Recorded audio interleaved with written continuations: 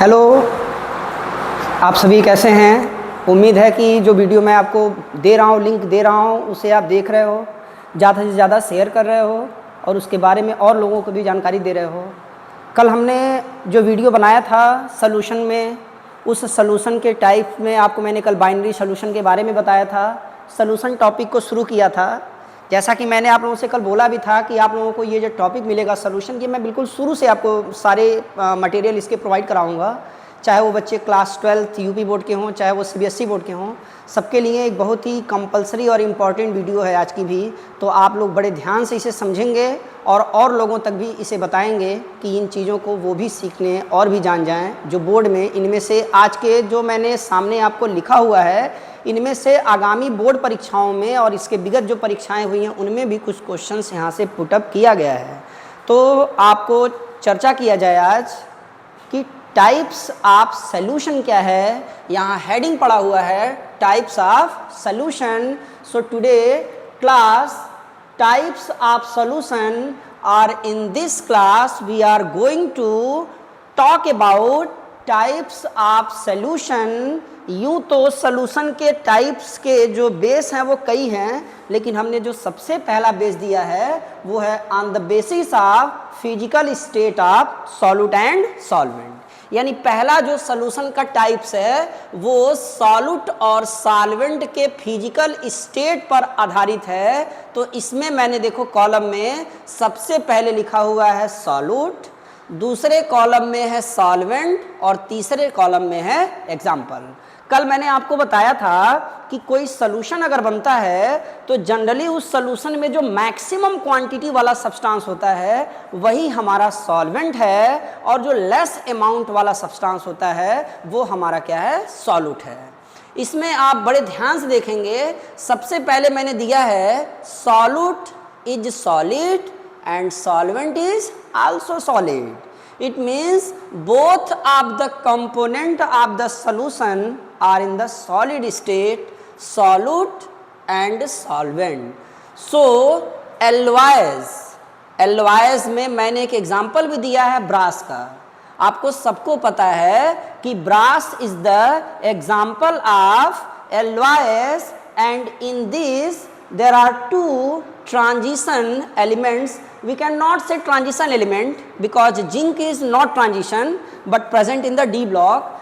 In this alloys copper and zinc is present. It means this brass is an alloys and brass is made up of copper and zinc. Copper is the solid and zinc is the solid. Both of this solution is solid. Now second one is the solid and liquid. In this lesson this solution are maximum in the maximum properties, in the colligative properties and several type of the solution। यानी इस lesson में solid और liquid वाले जो solution होंगे वो आपको सबसे ज़्यादा मिलेंगे। तो मैंने लिखा हुआ है सॉलिड और लिखा है लिक्विड। यानी आप कोई सॉल्यूशन बनाएंगे उसमें जो सॉल्यूट लेंगे वो सॉलिड लेंगे और जो सॉल्वेंट लेंगे वो लिक्विड लेंगे। तो सॉलिड जो लिया गया है वो है शुगर और जो लिक्विड यानी जो सॉल्वेंट लिया गया है वो है water. So this example of the और this solution is the suitable example of solid and liquid. आपको सबको पता है कि ये जो सॉल्यूशन बनेगा वो किस स्टेट में बनेगा, लिक्विड स्टेट में, क्योंकि लिक्विड ही क्या है, सॉल्वेंट है, इसीलिए ये सॉल्यूशन हमेशा बनेगा लिक्विड स्टेट में।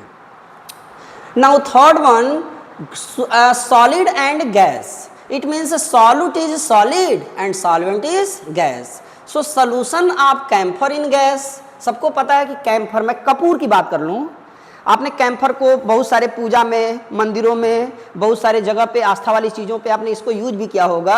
अगर कैम्फर की बात की जाए तो कैम्फर को आप जलाते हो, कैम्फर सॉलिड स्टेट में होता है और जब जलता है तो उससे गैस निकलती है। तो यूँ बोल दिया जाए solution of camphor in gas, मतलब वो कैम्फर जब जलता है तो जाके एयर में मिल जाता है, और एयर सबको पता है क्या है, गैस है।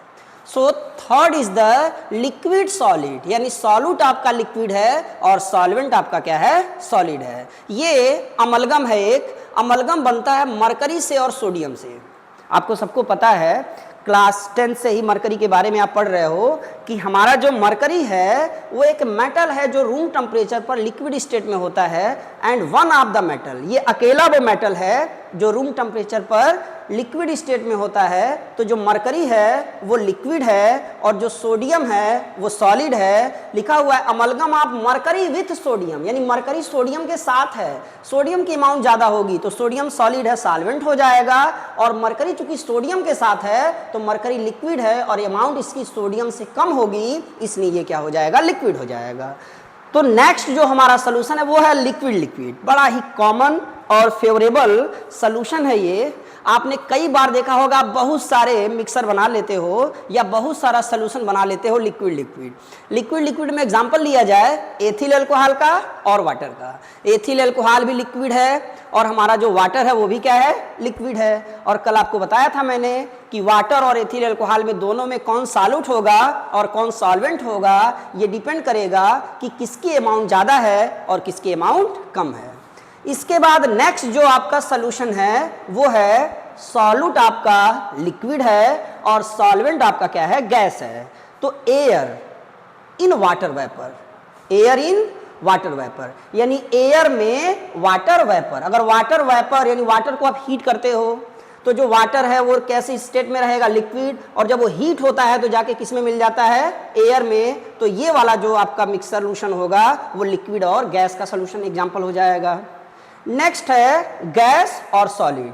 आपका जो सॉल्यूट है वो गैस है, जो सॉल्वेंट है वो क्या है, सॉलिड है। अब एक चीज आप ध्यान देंगे, क्लास 12 के बेसिकली वो बच्चे जो IIT नीट की तैयारी करने इसके बाद 12 के बाद जाएंगे, उनके पास एक लेसन है सरफेस केमिस्ट्री का। क्योंकि क्लास 12 की जो बोर्ड एग्जाम होगी NCERT में, उसमें इसको क्या किया गया है, रिमूव कर दिया गया है। लेकिन एक टॉपिक है सरफेस केमिस्ट्री का, उसी का एक सेक्शन है एडजॉर्प्शन। क्योंकि उस पूरे लेसन में 3 सेक्शन है, एडजॉर्प्शन एंड एब्जॉर्प्शन, एक है कैटालिसिस और एक उसी में है कोलाइडल सॉल्यूशन। लेकिन उस लेसन के बारे में आपको 12th में नहीं पढ़ना, बट थोड़ी सी हेडिंग आ गई है तो मैं आपको बता दूं। यहाँ लिखा हुआ है एडजॉर्प्शन। एडजॉर्प्शन का मतलब ये हुआ कि ये मान लो कोई सरफेस है, तो इस सरफेस को, और यहाँ पे कोई ड्रॉपलेट है, मान लो यहाँ पे हाइड्रोजन की गैस आके यहाँ पर थोड़ी सी कनेक्ट हो गई है इस सरफेस से, तो जो ये सरफेस है वो सरफेस कहलाएगा एडजॉर्बेंट। और जो सब्सटेंस आके इस पे डिपॉजिट हुआ है या थोड़ा सा अट्रैक्ट हुआ है उसे आप बोल देंगे कि ये क्या है, एडजॉर्बेट है। सो इसमें ये जो सरफेस है PD का, ये हो जाएगा एडजॉर्बेंट, और ये जो हाइड्रोजन गैस आई है ये हो जाएगी adsorbate. So this process is adsorption. This process is adsorption because the molecules of adsorbate adsorb on the surface of PD, so adsorption of hydrogen gas on PD surface। ये जो PD की surface है यानी वो solid है, ये solvent होगी, और जो हाइड्रोजन है यहाँ जाके एडजॉर्बेट यानी जाके डिपॉजिट हुआ या थोड़ा सा अट्रैक्ट हुआ, वो गैस है। तो this example is the suitable example of gas and solute. Now next one is the gas and liquid. Gas और लिक्विड, ये भी ध्यान दो, ये भी जनरली बड़ी इंपॉर्टेंट होता है अपने हम लाइफ में, डे टू डे लाइफ में भी इसको बहुत सारे यूज करते हैं। Carbon dioxide in water, you know very well, carbon dioxide is the gas and water is the liquid. So this solution is made up of gas and liquid. इसे हम और एक और नाम देते हैं soda water. So this soda water is the favourable example of gas and liquid. One component is solute and this another component is solvent, and it is the example of gas and liquid. Next one is the solution of gas and gas. It means both of the component, for this case both of the component are gas।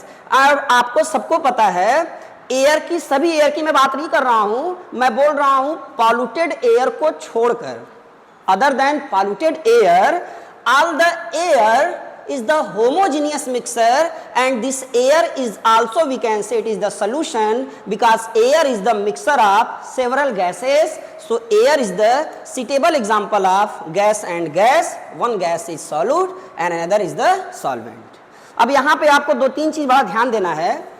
First जो आपका solution है solid solid, ये homogeneous नहीं होता कभी, यानी जब solute और सॉल्वेंट दोनों अगर सॉलिड है तो ये कभी होमोजीनियस नहीं होता, केवल एक्सेप्शन एल्वाइस को छोड़कर। तो जो एल्वाइस है वो होमोजीनियस तो है लेकिन फिर भी ये सॉल्यूशन नहीं है। यानी ऐसे समझना है कि दो सॉलिड के मिक्सर हमेशा हेट्रोजीनियस होते हैं, केवल एल्वाइस को छोड़कर। एल्वाइज होमोजीनियस है लेकिन फिर भी ये सॉल्यूशन नहीं है।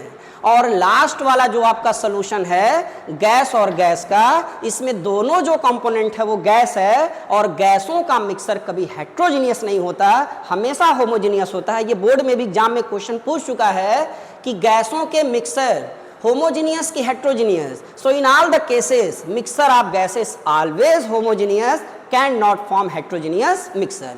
So today this class clear that types of solution on the basis of physical state of solute and solvent. यहाँ भी थोड़ी सी चर्चा कर ले हम हाइड्रोजन का adsorption of hydrogen gas on PD surface. This hydrogen adsorb on the PD surface. It is the example of colloidal solution, not the real solution, because colloidal solution is the heterogeneous while real solution is the homogeneous. आप इसका screenshot ले सकते हैं, अपने notes में इसको लिख सकते हैं और आगे उन बच्चों को भी बता सकते हैं जो 12th की तैयारी कर रहे हैं। Thank you for watching this video. अच्छा लगे तो ज़्यादा से ज़्यादा लोगों को आप शेयर करें और उन्हें इसके बारे में बताएं। Thank you.